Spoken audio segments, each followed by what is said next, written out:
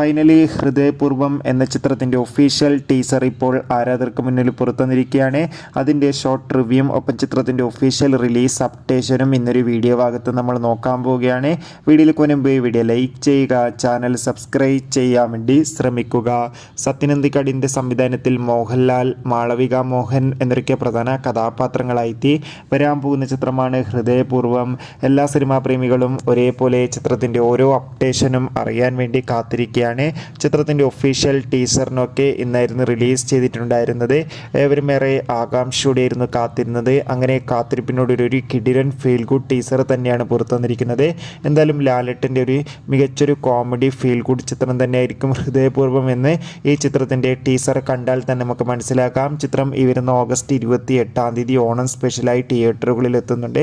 എത്ര പേരാണ് ചിത്രത്തിൻ്റെ റിലീസിന് വേണ്ടി കാത്തിരിക്കുന്നത്? കമൻറ്റ് ചെയ്യാൻ വേണ്ടി ശ്രമിക്കൂ. കൂടുതൽ അപ്ഡേഷൻ അറിയാൻ വേണ്ടി ചാനൽ സബ്സ്ക്രൈബ് ചെയ്യൂ.